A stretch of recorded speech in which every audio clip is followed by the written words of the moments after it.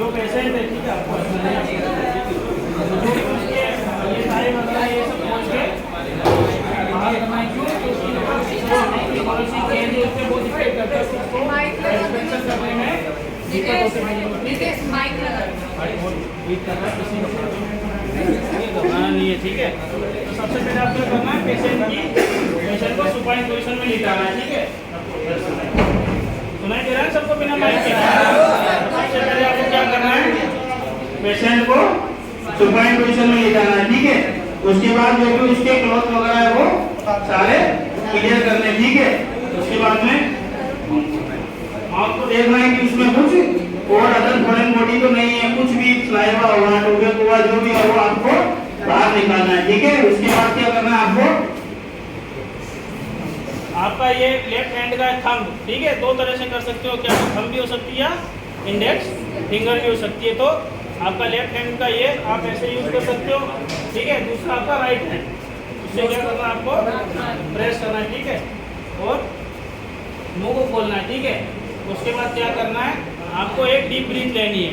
अब आप ये सोचोगे डीप ब्रीथ ले ली और उसके बाद हम देंगे तो कार्बन डाइऑक्साइड जाएगी मुंह में ठीक है, क्योंकि आप छोड़ते तो CO2 O2 तो छोड़ते नहीं हो, लेकिन जब आप फोर्सफुली और कीपली करते हो तो जो आप ऑक्सीजन लेते हो वही ऑक्सीजन बाहर निकलती है, उसको टाइम नहीं होता मेटाबॉलिज्म होने के लिए ठीक है। तो जो आप ऑक्सीजन लोगे वही ऑक्सीजन बाहर जाएगी। तो आपको क्या करना है पेशेंट को फोर्सफुली आपको जोर से जितनी आपकी टाइटल वॉल्यूम होती है, कितनी होती है आपकी टाइटल वॉल्यूम, उसे डबल क्वांटिटी में आपको जो है इनहेल करना है पहले और उसको CPR इसका लेना CPR तो उसको क्या करना है एक्सहेल करना है ठीक है माउथ टू माउथ। जब आप फर्स्ट टाइम करोगे तो आप छोड़ोगे तो पेशेंट का क्या होगा थोड़ा सी केस बढ़ेगा और जो उसका खुद का पेशिंग प्रोसेस ठीक है। इसमें ठीक है कितनी बार देना है ठीक है। और किस से हमको इसको करना है मुंह को और चिन को होल्डर निल्सन मेथड ठीक है। इसमें उल्टे ले लो ना। सेकेंड मेथड कौन सा होता है आपका होल्डर निल्सन मेथड ठीक है। इस मेथड में क्या होता है सबसे पहली बात ये ध्यान रखनी कि पेशेंट को कौन सी पोजीशन में लिटाना है फोर्थ पोजीशन ठीक है। फोर्थ पोजीशन में लिटाने के बाद क्या करना है आपको जो पेशेंट की शोल्डर है उसको क्या करना है एक्सटेंशन करना है ठीक है। और ये एल्बो को फ्लेक्शन करके दोनों एल्बो को चिप के पास लगाना ठीक है और फेस को एक तरफ घुमा देना है ठीक है। उसके बाद आपको क्या करना है पेशेंट के फेस के फॉरवर्ड में जाना है। इसका फॉरवर्ड क्या होगा ये होगा ठीक है। मैं क्या करूँगा यहाँ पे आ जाऊँगा ठीक है। अब ये पेशेंट का जो है रेस्पिरेटरी अरेस्ट है ठीक है। तो इस पोजिशन में क्या करनी है मेरे को अपने दोनों हाथ कहाँ पे पेशेंट के बैक पे रखना है ठीक है और बैक पे रख के मेरे को दबाना है। ये दबाने से क्या होगा एक नेगेटिव प्रेशर जाएगा जिससे कारण उसकी थोड़ी केज है वो क्या होगी कंप्रेस होगी, मतलब एक तरह से एक्सपायरेशन का काम करेगी ठीक है। और कंप्रेस होने के बाद ये जो दोनों हाथ है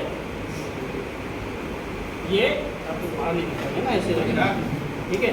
ये दोनों हाथ ऊपर की ओर करना है। ये क्या करेगा इसका थोड़ी सी केज का जो साइज है उसको बढ़ाएगा ठीक है, जिससे क्या होगा उसका इंस्पायरेशन होगा। तो ये मेरे को बार बार ऐसे कितनी बार करना है वही 12 से प्रेशर इतना हो कि आप उसकी रिच ना तोड़ दो ठीक है। बाकी इतना तो आपको भी आइडेंटिफाई वही रहेगा। इसमें इतना होगा कि आप दो तरह से कर सकते हो, क्या तो पेशेंट के फ्रंट में खड़े सकते हो या पेशेंट के बैक में ठीक है। और इस मेथड में हम क्या करते हैं जो मेनली आपका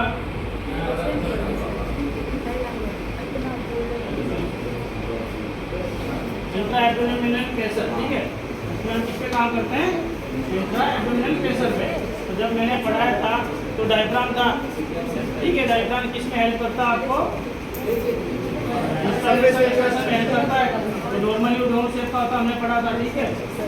तो इसमें क्या होता है पेशेंट के आपको यहाँ पे बैठ जाना नी पे ठीक है, ये आपको यहाँ खड़ रहना है। उसके बाद आपको क्या करना है पीछे से जो इंट्राएब्डोमिनल प्रेशर है उसको बढ़ाना है। बढ़ाने से क्या होगा जो डायफ्राम है डायफ्राम क्या करेगा लंग्स पे प्रेशर डालेगा, ठीक है, जिससे कारण लंग्स क्या होंगे, कंप्रेस होंगे और बाहर की ओर एक्सपेंशन करेगा पहले।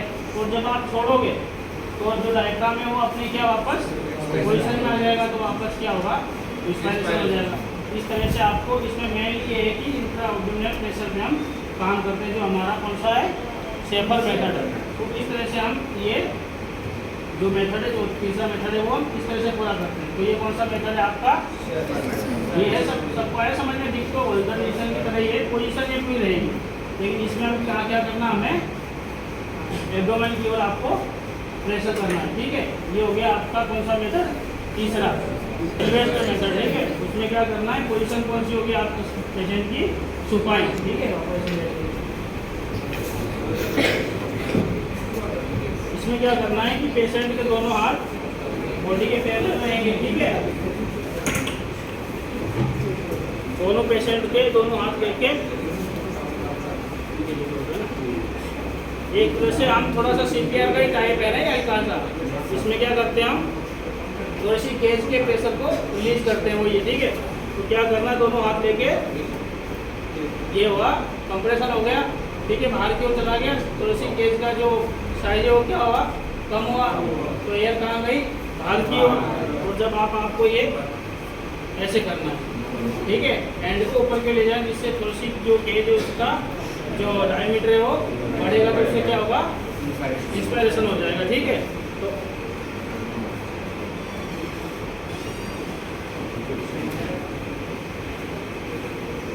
समझ गए ये।